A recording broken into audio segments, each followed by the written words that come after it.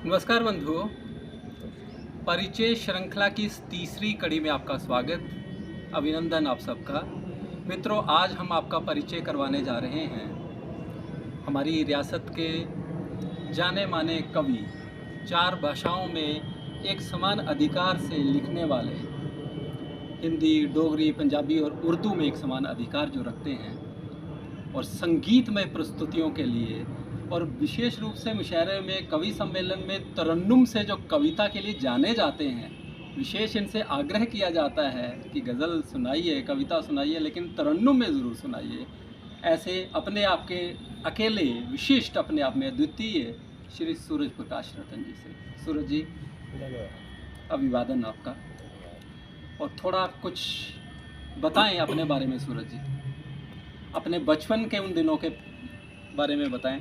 थोड़ा पीछे चलते हैं, कैसे ये रंग चढ़ा आपके ऊपर संगीत का, काव्य का? जी जी, बचपन ये तो बड़ा थोड़ा तंगदस्ती में, थोड़ा खस्ता हाली में गुज़रा, परंतु बड़ा मज़ेदार भी गुज़रा। तो ये लिखने करने का कार्य तो मुझे बचपन में नहीं था, कहीं से प्रोत्साहन नहीं मिला। अलबत्ता इतना है कि मेरे पिताश्री जो है वो गाया करते थे, और वो अक्सर अपनी सिलाई घर की काम करने के लिए सिलाई मशीन निकालते थे, तो उस सिलाई मशीन के रिदम से वो गा लिया करते थे। और फूलों की गुड़ाई करते समय वो अपने घुटनों से उसका एक रिदम बना लेते थे, जैसे ऐसे ऐसे करके, तो उस रिदम से गा लिया करते थे।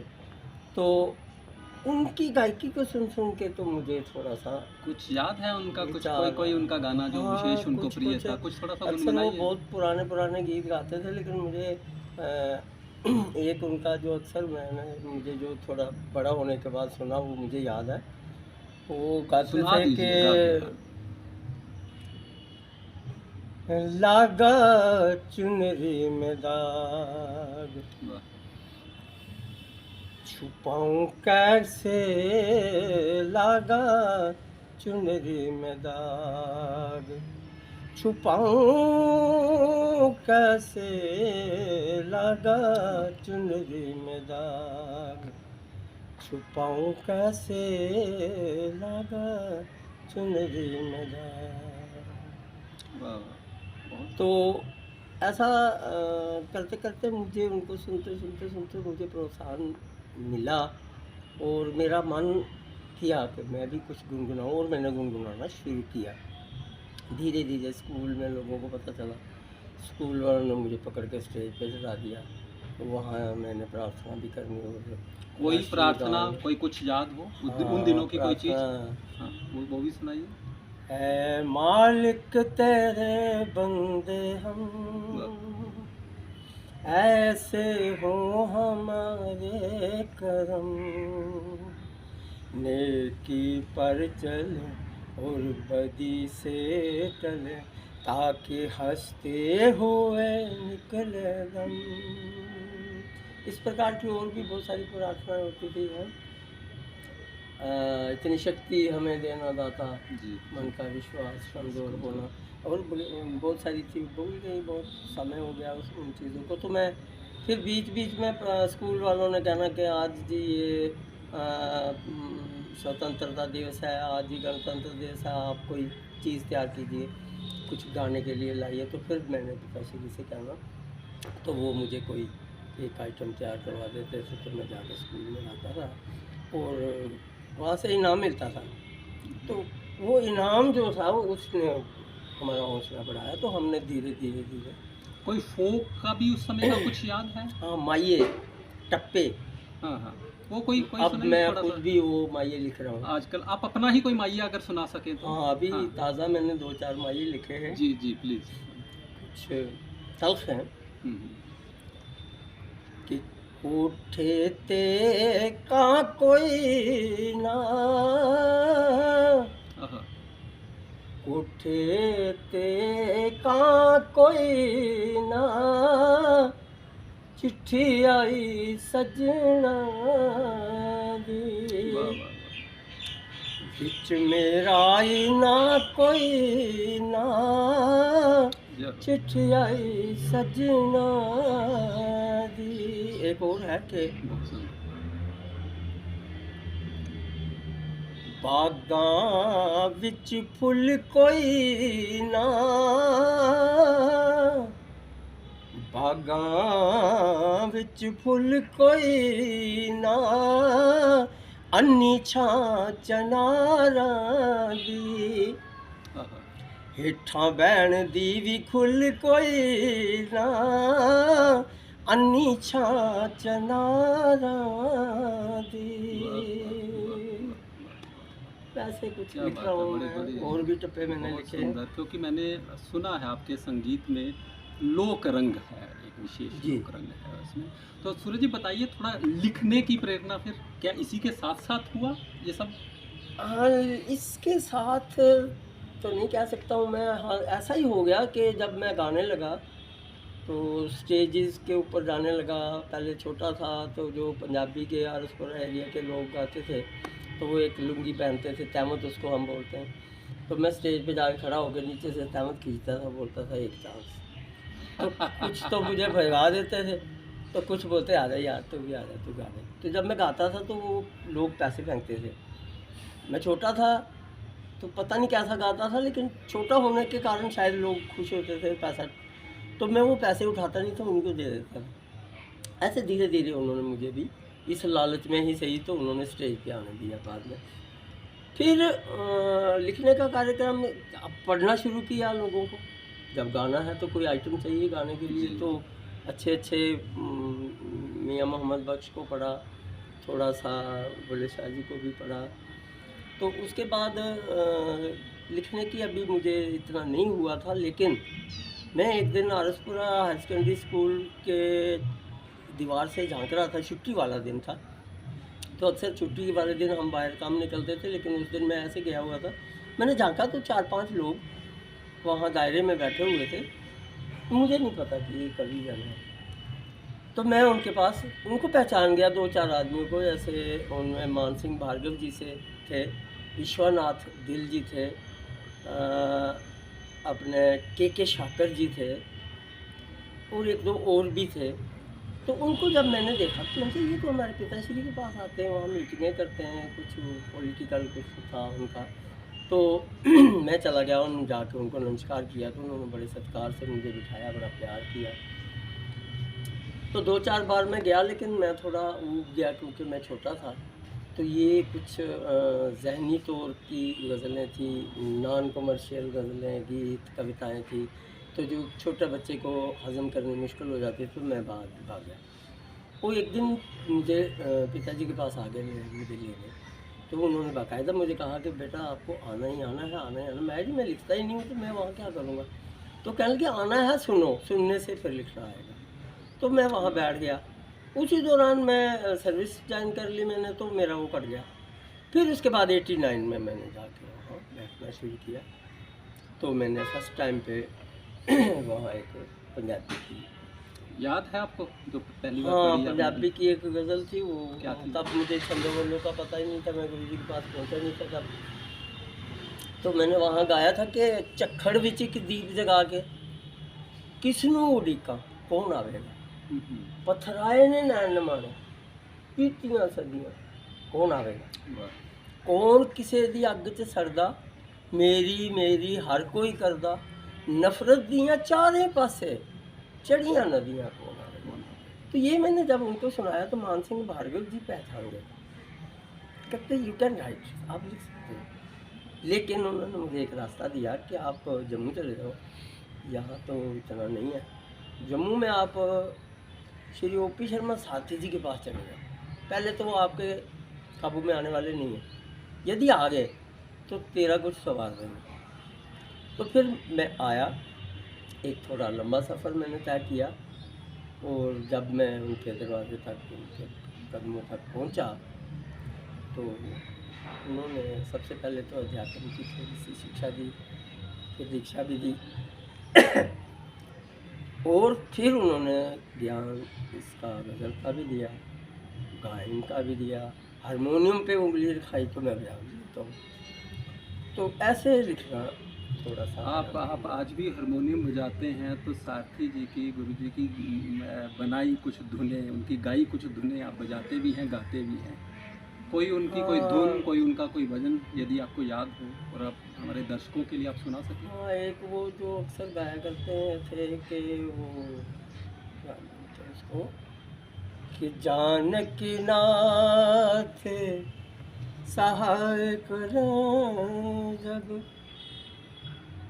कौन बिगाड़ करे नर तेरो। जानकी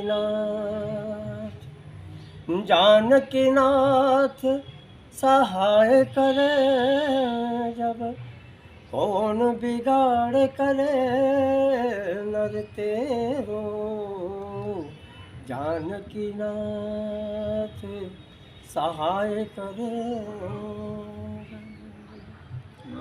बहुत सुंदर, बहुत सुंदर, बहुत मधुर गाया आपने। जी। तो वहाँ फिर आपने लिखना भी शुरू किया। पहले तो आप शायद पंजाबी भाषा में ही लिखते थे। हाँ, आरंभ आपने पंजाबी भाषा आरंभ से। पंजाबी से ही किया था। फिर गुरुजी के सानिध्य में, उनके चरणों में पहुंच के मैंने कुछ डोगरी में भी कहा, और कम से कम 50-60 गज़लें मैंने डोगरी की कोई गज़ल सुनाई? तो ऐसा है कि आपके पास शायद है भी कोई, है हाँ, ना? मैं याद नहीं रख पाता हूँ, इसलिए मैं ज़रूर कोई कागज़ एक आध रखता हूँ अपनी जेब में। कहीं मुझे कभी भी कोई पकड़ लेता है रास्ते में, सुनाओ जी, है नी? आज जैसे मैंने तो पकड़ ली। हाँ, तो ऐसा होता है मेरे साथ। तो एक गज़ल डोगरी की डोगरी लिखी है सुनाओ, कि किस सुनाओ। हाँ जी। चुभदी अख ते मारूआ सा, चुभदी अख ते मारू आसा, जीव मैं खंड बतासा। चुभदी अख ते मारू ते आ। मारू आसा, जीव मैं खंड पतासा। और एक शेर ਇਹਦਾ देखियो कि मेरे शा नहीं मंगण होना, मेरे शा नहीं मंगण होना, मेरे हथ नहीं दे तू कासा, मेरे हथ नहीं दे तू कासा। तो एक शेर ਇਹਦਾ ਇਹ है कि कठ भी हुण इकला है बजाउंदा, कठ भी हुण इकला है बजाउंदा, कुसदा है परवासा, कुसदा है परवासा। एक शेर और देखियो कि धरती निम्मो झान होई है, धरती निम्मो झान होई है, धरती निम्मो झान होई है, आंबां ला दे सारे गासा, आंबां ला दे सारे गासा। तो आखिरी देखो कि हून कटोई पले कटोई, हून कटोई पले कटोई, डोर होई है ढिल्ली मासा, डोर होई है ढिल्ली मासा। ते चुभदी अख ते मारू आसा, जीव मैं खंड बतासा। आप फिर इल्म अरूज भी सीखते रहे, संगीत भी, और जीवन दर्शन भी प्राप्त करते रहे साथी साहब जी के बाद। उन दिनों फिर आप अदबी कुंज से भी जुड़े? हाँ, जब साथी साहब ने अदबी कुंज की नींव डाली थी, तो उन्होंने कहा कि हमने एक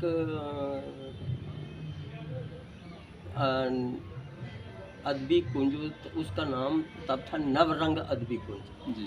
तो हमने एक नवरंग अदबी कुंज की नींव डाली है, जिसका हमने दायित्व दिया है श्याम तालुक जी को। उनको मैंने वहाँ का प्रधान बनाया है। और आपको जब छुट्टी वाले दिन, इतवार वाले दिन वहाँ मीटिंग्स लगती हैं, तो आप भी समय निकाल के वहाँ जाया कीजिए, मैं भी बीच बीच में आया करूँगा। तो इस लालच में कि वो भी वहाँ आएंगे, तो हम जाते थे। तो हमने वहाँ कहना शुरू किया। उर्दू की कोई गज़ल? उर्दू की कोई गज़ल? हाँ, उर्दू की उन दिनों की गज़ल तो अभी की कोई गज़ल याद नहीं पड़ रही है। तो अभी की एक गज़ल के मुझे एक मतलब 2 शेर याद है, मैं आपको सुना देता हूँ कि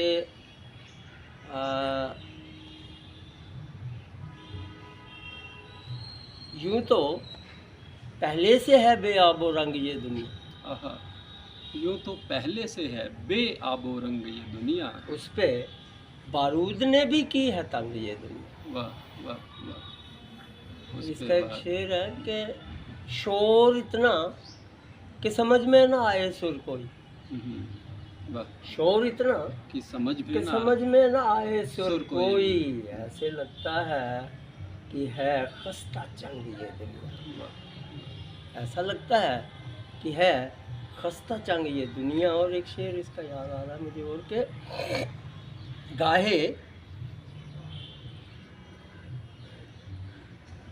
फूलों से भी गाहे लगती है ये नहीं भूल रहा हूँ मैं।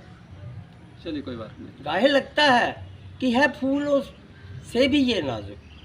गाहे लगता है कि है ये फूलों से भी गाहे नाजुक। लगता है कि है फूलों से भी ये नाजुक। गाहे लगता है कि है खिश्तो संग ये दुनिया। वाह वाह। गाहे लगता है कि है खिश्तो संग ये दुनिया। और यूँ तो पहले से है बेआब रंग ये दुनिया। उस पे बारूद ने भी की है तंग ये दुनिया। बहुत अच्छा, बहुत बढ़िया। तो रूज़ की जानकारी बड़ी स्टेप बाय स्टेप, बड़े धीरे धीरे धीरे धीरे गुरुदेव साथी जी ने हमें दी। फिर पूरा रियाज करवाया। रियाज करने के बाद फिर उन्होंने कहा कि अगर गज़ल कहनी है तो रूज़ में कहनी है, भाव आपके अपने हैं, चिंतन आपका अपना है, मंथन आपका अपना है, दिशा हम दे देते हैं। तो उनसे जो दिशा प्राप्त हुई, जितनी हमारी ये फटी गोली थी उसमें जितना आ गया उतना हमने समेटा हुआ है, बाकी अल्लाह के बाद। बहुत अच्छा। क्या कहना चाहेंगे आज के लिखने वालों को आप? हाँ, आज के लिखने वालों को बस एक ही बात कहना चाहूँगा कि मन, वचन और कर्म से एक हो।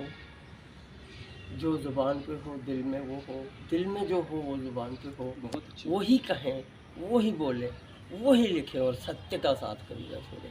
ये मैं आने वालों से कहता हूँ। बहुत बड़ी बात, बहुत बड़ा मंत्र है इस बात में छुपा हुआ, बहुत बड़ा गूढ़ रहस्य है छुपा हुआ। सूरज जी आपका बहुत बहुत धन्यवाद। धन्यवाद शब्द बेसिकली छोटा है। हम चाहेंगे कि इस कड़ी को, इसकी और भी कड़ियाँ बनाएं इस श्रृंखला की आपके साथ ही, क्योंकि बड़े कम समय में हम जितना आपसे ले पाएँ जी। उतना हम अपने दर्शकों से साझा करेंगे। और दर्शकों से भी हम पूछना चाहेंगे हमारा ये प्रयास आपको कैसा लगा है। अपना सुझाव, अपनी प्रतिक्रिया, अपने प्रेरक वचन अवश्य हमें बताएं, अपने वक्तव्य दें, टिप्पणियाँ दें, हमें और प्रेरित करें। आप सबका बहुत बहुत आभार। धन्यवाद।